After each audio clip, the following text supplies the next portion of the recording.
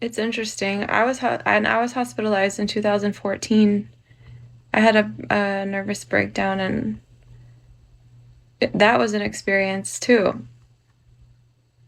I mean, psychiatrists back in the day, they used to try to fake psychotic episodes and mental illness just to get into those hospitals to be around the patients from that perspective. And I got to experience all that, and it was nuts. I mean, it really did feel like it just was it I don't know, like a trip. I mean, it was a trip. What we do is familiar, but not always. Like something was off in my brain chemistry, and then on top of it, they give you these crazy meds and they trip you out. And then you have like adults who think they're babies. One of them literally wears diapers, thinks she's a baby, everything, throwing poop at me, and I still let her braid my hair. Just like an extreme, like a melting pot of people. Very interesting. How did you find help? Oh, I just, after that happened, I just started seeing a psychiatrist and just took the meds that she prescribed. Did that for a year, and then the next year, I didn't need I didn't need one of the meds, so I stopped taking it, and then a little sometime after that, I started on a new one. And then I stopped taking that, didn't need that. I mean, and then I took a different med, and then I didn't need that. It's been like, just a journey, I guess. But yeah, I mean, I needed the meds that I needed at the time. They helped.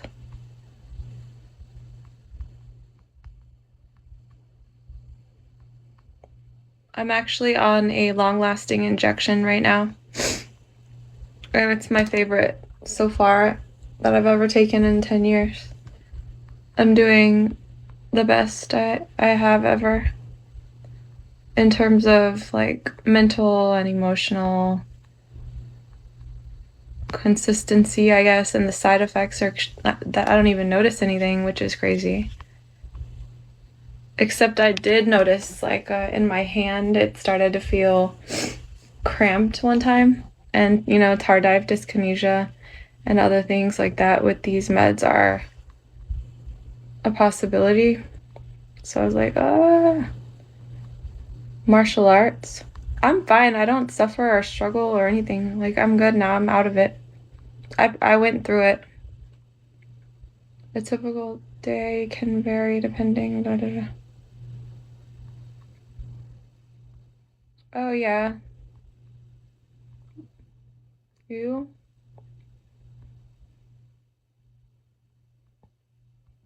I'm trying to catch up, but I'm not going to be able to, I guess. So, are we going to find out? Oh, you want to know if you're going to be in a good mood or not? You're asking me? You're talking about physiotherapy. Who are you talking to? Me? Who? You wish you could get help like I did? I mean, I was alone. No one knew about it. It was tough. I paid for it. I mean, I worked. I didn't tell anybody. And then when I did tell a couple people about it, they just, it was just ridiculous. I don't know. You want to see my armpit? No. No, I don't have a very big family. Anyway, yeah, I don't know. I would just go. I just went, took the meds, whatever. I dealt with crazy side effects. Like in the first year, it sucked. I could barely stay awake to work. But I did it, so. You are to come to. I also lost all my hair one time. It was crazy. But I didn't even tell anyone. I just was like, oh my God, my hair, it just one day fell out. Anyway, Oh, I'm fine now. That was 10 years ago.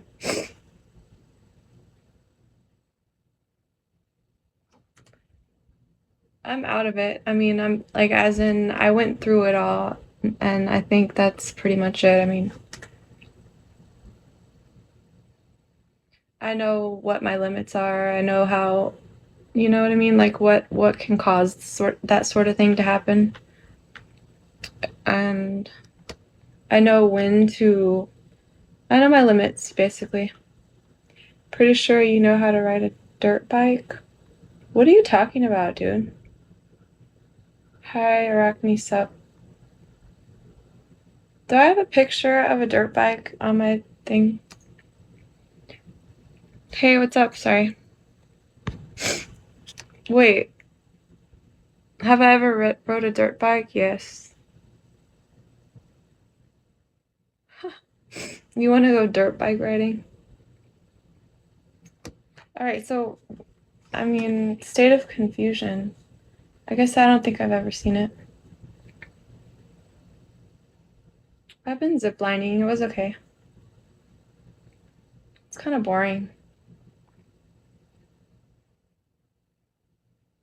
I'd rather go, like, scuba diving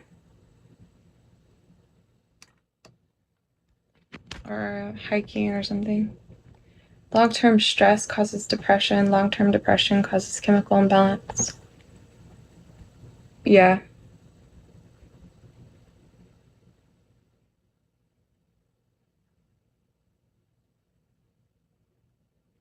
I probably had depression from the time I was a kid, though, and I did not treat it. But I had anxiety at a very young age. I just kind of learned how to deal with it, but it sucked. It's all good, though.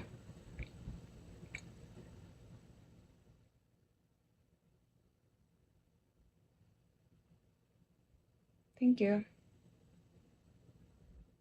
What's the definition of depression? I don't know. I feel that I'm not going to have a good night. Well, turn that around. I took antidepressants for 3 years, but it worked. It was chemical. It definitely was necessary for me. I don't need them anymore. But exercise is even more beneficial than medicine, but it's just tough. I used to work out like 7 days a week, like 1 to 2, usually like 2 hours a day, sometimes more. And I needed to. It kept me sane and all that, but you can't rely on that forever. I mean,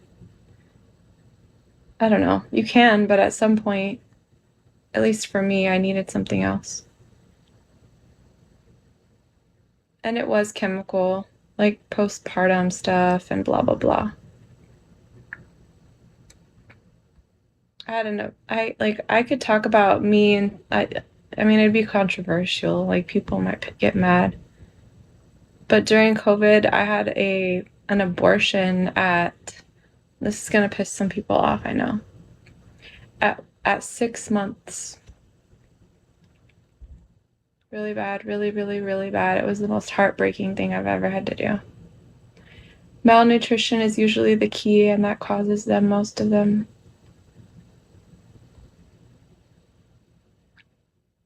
Yeah, nutrition can be a huge contributing factor in depression and mental health. Nutrition is huge. You know, grow some herbs. Exactly, yeah.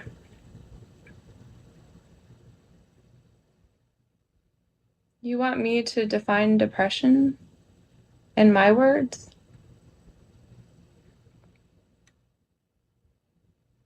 There's more than one way to do that, you know?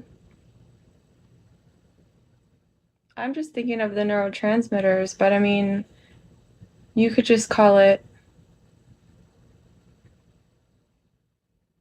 depression. Absorbable vitamins. It's very kind of, very kind of me to be talking to people like I do. Hmm. Really? Thank you. I love talking to people, listening to people's stories and things like that. Have I felt anxiety? Yeah, definitely. I've had it. I've dealt with it since I was a kid. Couldn't ever take a nap. It would give me anxiety to lay down for years. But yeah, it's bad. One time an anxiety attack gave me marks on my back. It was a panic attack, but certain types of drugs cause that. Mm-hmm. But I wasn't on drugs, you know? What are you talking about? Upwards men poop or whatever?